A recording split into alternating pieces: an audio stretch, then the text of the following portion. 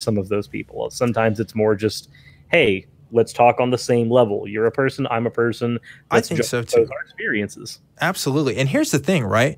If what Charles is saying is true, and there is some sort of ritual that he can take from this where the actual objects themselves, not just the ritual, but the actual objects themselves have some sort of power, I want to know about that, right? Like, I want to get on that and get me some of my own rituals going on and take advantage of that. And I think that should be, that's something anyone should consider, right? At least having a conversation about it for sure. Yeah, if something works and it's helpful, then that's great. But the only way that we can ever find out if that's the case is by verifying it and testing it and figuring out, hey, is this a thing that works for you, or is this a thing that works? For sure, for sure. So we're going to go ahead and go to Greg in Baltimore. Greg, are you on the line? I'm here. Cool, cool. So I have a note here that's saying you want to talk about secular humanism and how it leads to veganism. Yeah, yeah. Hi, Dan. Hi, Suris. Yeah. Suris, I never thought I'd talk to you. I've seen a bunch of your videos and was surprised you were on and happy to talk to you. He's a cool guy, isn't he? Yeah. Yeah. Cool, cool. So give me your thesis here on how you come to this conclusion. I'm very curious. So basically, it comes down to some basic biology. Generally, across all animals and our systems, only about 10% of the energy from any system after it gets consumed by something else gets transferred into that next system. Yes, we're terribly inefficient at that. Yes. Exactly. So every time we're adding extra steps in there, we're creating all this lost energy. And we have millions of people on this planet who are starving to death.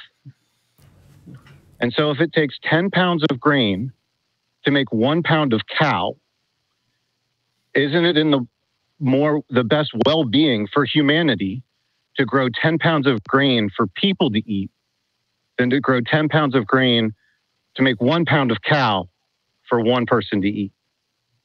I think that so I agree and disagree for a couple of reasons. Okay.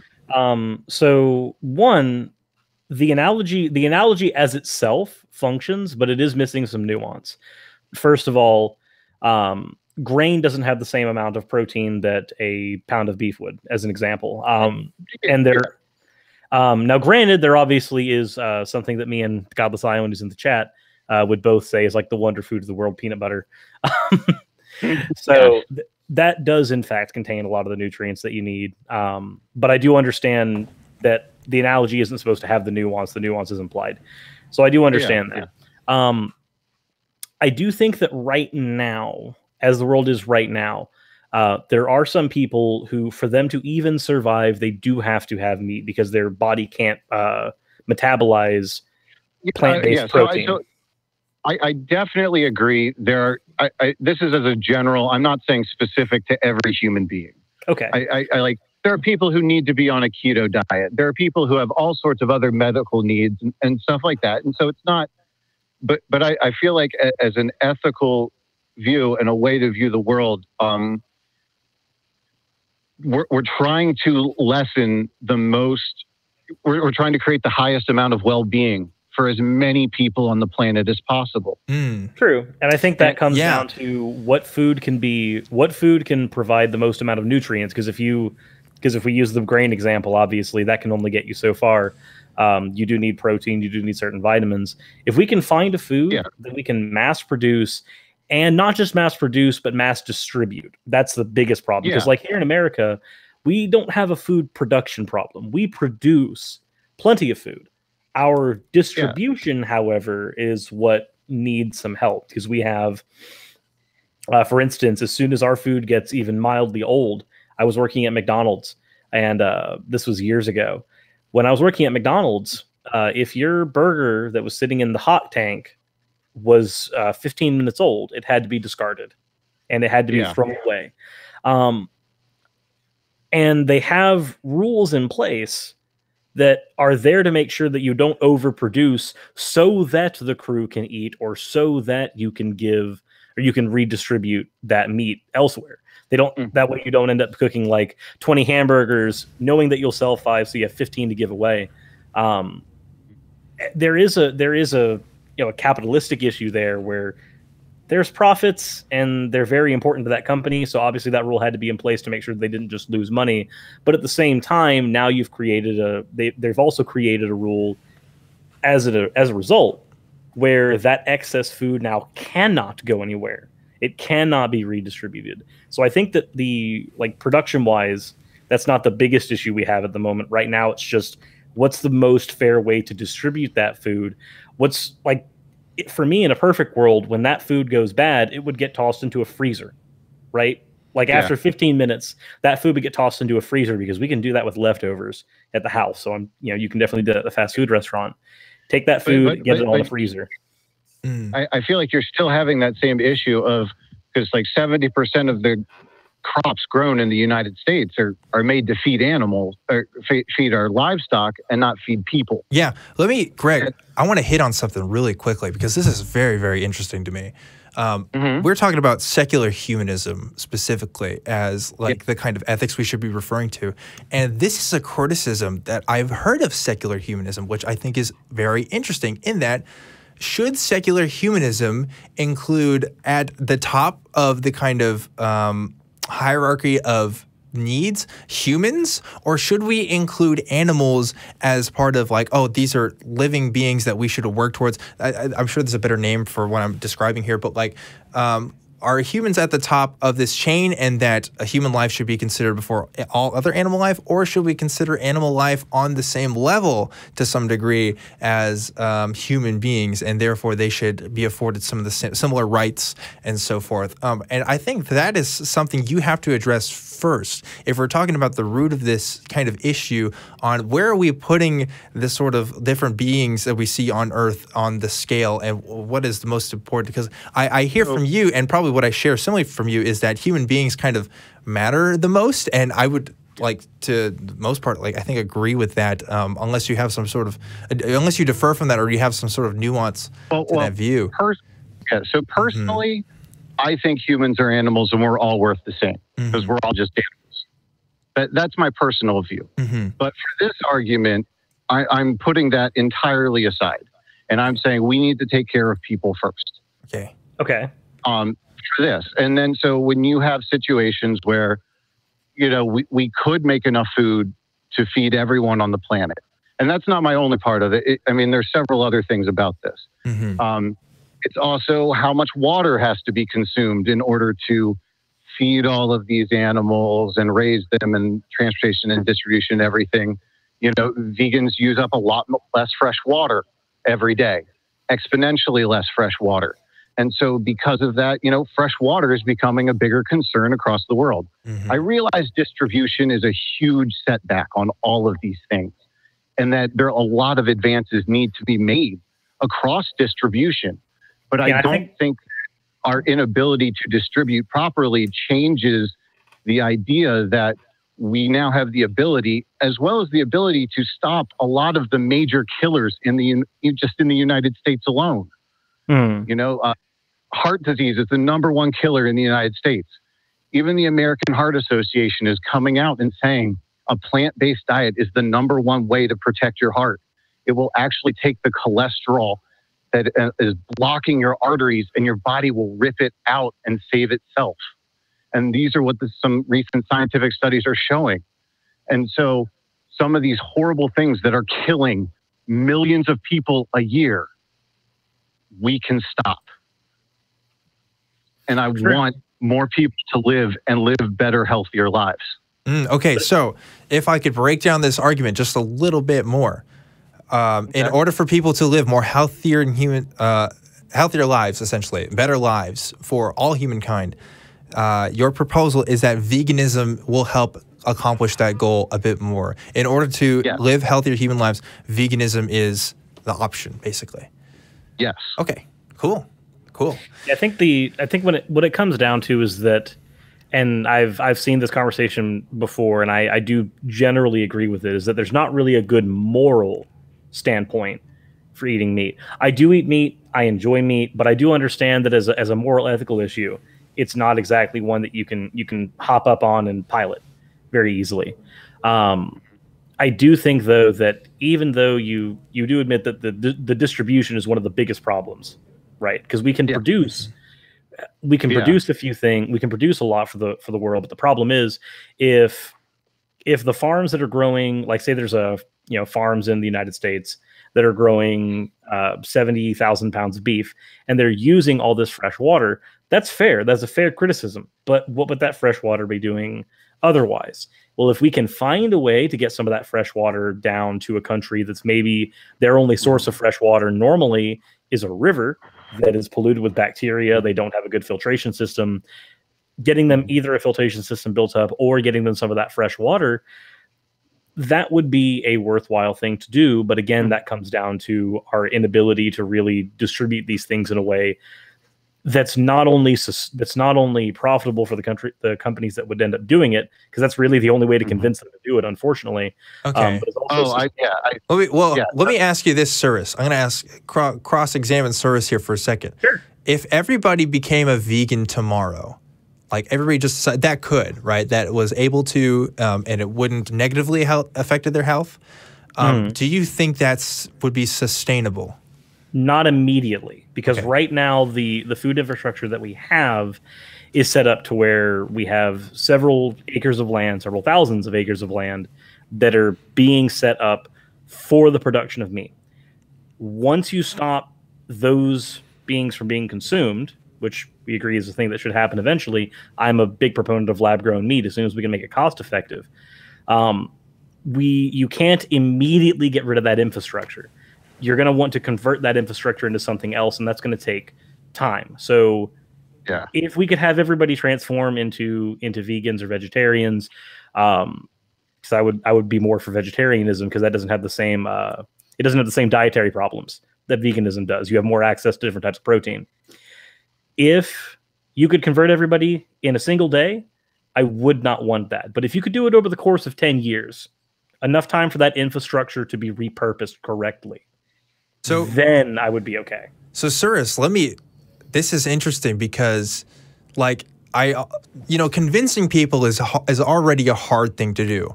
Convincing people to change their diets is already hard enough.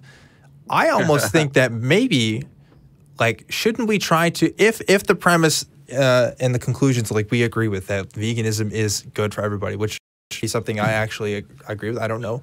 And it's not something I'm going to defend here or argue against. But let's say that this premise is true and this is a goal that we want to work toward.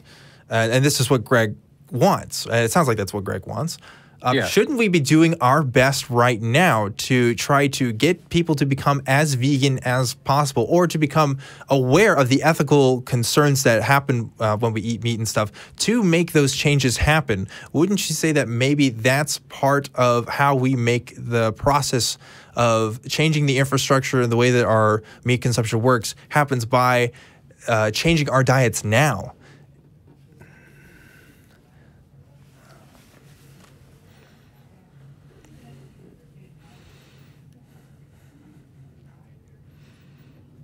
Mm-hmm.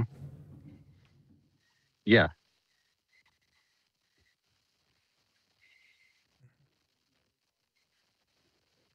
Cruelty, because that's a thing that we know goes on in the meat production industry, and I don't think anybody denies that, and it's a thing that needs to be stopped. People deny that all the time. People what? People deny that what happens in the animal meat industry is not cruel. People deny that all the time. Well, they can be wrong, and that's fine. But the fact of the matter is that we have tons of videos that showcase what happens to these animals inside these factories. We have videos of pigs that are getting electric shocks before they die, so they're dying in terror instead of just being humanely euthanized. You're already going to consume the animal. The animal's already going to get consumed. How it dies should not matter as long as you can still be efficient. So a painless death and giving it a good life is much better than giving it an electroshock at the end. There's videos of people stepping on, I know this is going to be kind of graphic, I'm sorry, but there's videos of some of the farms that McDonald's has used for their chickens, and people stepping on the chickens and harming them without undue harm, not the harm that's going to come when they die and are harvested, but just undue harm to the animals. We know this is a thing that happens. Anybody who's willing to do an ounce of research can find this. So if you're excluding the people who still have these dietary needs where they do have to consume meat, because we are omnivores, if you're excluding them from this conundrum, you still have the problem of animal cruelty, and that still needs to be addressed. If I had a choice, I would say the problem of animal cruelty would need to be addressed first, and then slowly move into the dietary thing. Because with animal cruelty, you can fix that more with policy, whereas with diets, you have to work more on an individual basis. And it's a whole lot easier to influence policy than it is to influence, just in America, 375 million individual people. Well, I mean, we can also influence policy by, you know, not giving stipends for dairy farms and give those stipends to people who are producing soy or almonds or all these other things. There are a lot of policy ways that we can do it as well. Yes, you can definitely influence the production of other methods of gaining the vitamins that people need to survive. But that all again, that comes down to influencing policy, like you said, which is easier to do. It's hard to do. I'm not saying it's hard to do, but comparatively, it is easier to influence policy than it is to influence several individual Americans at once. Yeah. There is something to be said, though, about when you're making policy, right? Like how that happens and how policy even happens in the first place is because several convinced people are in effect making those changes, right? Whether that's members of Congress or whether that's members of your local city council, there is some convincing that does have to happen. So I guess the way that I'm kind of looking at this question and the way that I think other people might want to look at this is the act of talking to other people and starting it with yourself, because I'm assuming, Greg, that you are a vegan yourself and you want other people to be vegan. Like I totally get that. And I'm super sympathetic to that. And I'm wondering, like, maybe this is a question for both of you guys, because this is taking a very different turn from what I thought we were going to talk about. But, like, what is the best way if we're convinced that veganism is what's best for people? Is it like what Suris is saying, is like we have to wait for a policy change, or does it come from talking to individuals? Like, how do you think that process works? Because Suris, I don't know what your dietary things are right now. I don't think that you're vegan. You said before that you weren't, but like it sounds like you're also kind of sympathetic to that at least as well. You know, I do eat meat, but I am sympathetic towards the idea. And as soon as, for me, if I had a choice, a financial choice, because that's where some of this is going to boil down to. If I have a choice to get lab-grown meat that can give me the types of things that I do enjoy in my day-to-day life, then I will gladly do that. And I know that strides are being taken to that, so you can get a lab-grown meat burger, so that you can get lab-grown meat that feels like it's got bones and stuff in it for stuff like chicken wings. When you're able to do that in a lab, which we are able to do, it's just a matter of production. Unlike the previous issue, which is a matter of distribution, then I will just go, okay, cool. No, technically I eat meat, but it's not meat that was ever grown as an animal. It's not meat that ever had sentience. I'm willing to do that based on my dietary needs right now. That's perfectly fine with me. I still feel like with that sort of a situation, you're still running into the health problems of cholesterol and these other things like that by eating the lab meat. True, but that doesn't all come down just by meat. Meat is not a cholesterol builder by itself, because you can get that also from things like eggs. You can get different types of cholesterol from different types of food. Don't follow through. Eggs are not vegan as well. Well, they're not vegan, but they are vegetarian. That's true. Interesting. That's you know, and that's why I was trying to put forth an idea of veganism that is entirely based on human well-being, increasing the health of all humans, and increasing, you know, and that sort of a thing, and not look at, you know, like, oh, well, this is good and it feels good and I love it. And I get that. I was such a meat and potatoes person. I was one of those people. I was like, you can't put enough meat on this plate for me. So, Greg, let me ask you, if you could give a number one reason or several reasons, like on the spot right here, on the reason why you're vegan, I would love to hear like your number one, like what makes you a vegan? I'm personally a vegan for animal rights issues. Okay. I used to work in an animal shelter, and I felt like a complete hypocrite spending all this time and effort and working so hard to save dogs and cats and these couple animals. And at the same time, I'm paying people to do things that I find an abomination to these other animals. If they did that to a dog or a cat, I would want them thrown in jail. Okay. They're doing things that are that horrid. Like a lot of states have laws in effect that say, if this is a standard of the meat industry, it is not animal cruelty. I see that. And that sounds very like as an argument in your favor. That sounds incredibly arbitrary for somebody to say this is okay as long as it's a standard here, which is equivalent to saying this is okay as long as this is a law. Which, if that was ever true, I don't think that's ever been true. If that was ever true, then that's an argument for slavery in the United States right there. It must have been okay because it was once a law, but it must have been okay because it was once a standard. But that doesn't make it okay. To me, it sounds like special pleading. Either dogs and cats are special and they deserve our special care, or that sort of thing. We're just saying arbitrarily. Okay, yeah. So your thing is about consistency with your ethics. It sounds like animal rights are important, and we should treat them with a certain level of consistency and stuff. And it's that consistency, like dissolving the discrepancies beforehand and becoming more consistent, kind of led you to become a vegan. Like that was kind of your conclusion based on that stance. Yeah. Yeah, and it wasn't like something that I was like, I'm doing this cold turkey. I went vegetarian for just over a year first, just trying to ease my way into it. I want to be a realist about this. I want everyone to live better lives. Basically what it boils down to. I want to not be cutting down the rainforest so that we can grow cattle there.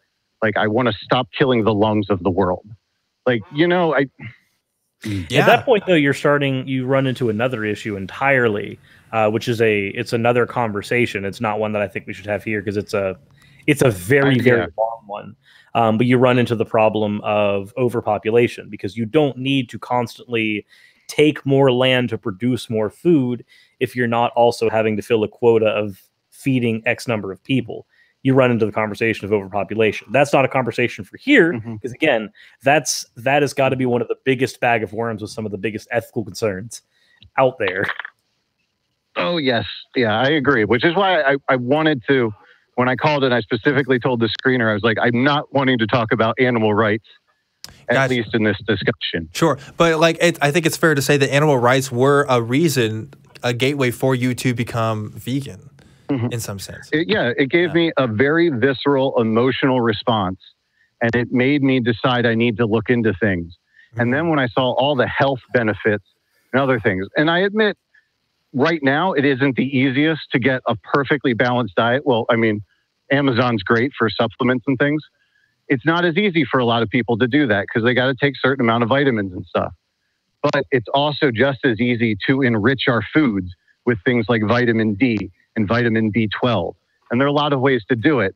And I realized I'm proposing a very long road to try and make the world better.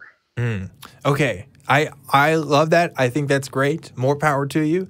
I'd love to have more conversations about this kinds of stuff in general, just because one, I'm ignorant to it. I'm ignorant to everything, really. But it's something that the atheist community has kind of had like some run-ins with veganism and vegetarianism in general, but the conversation hasn't always gone the whole way.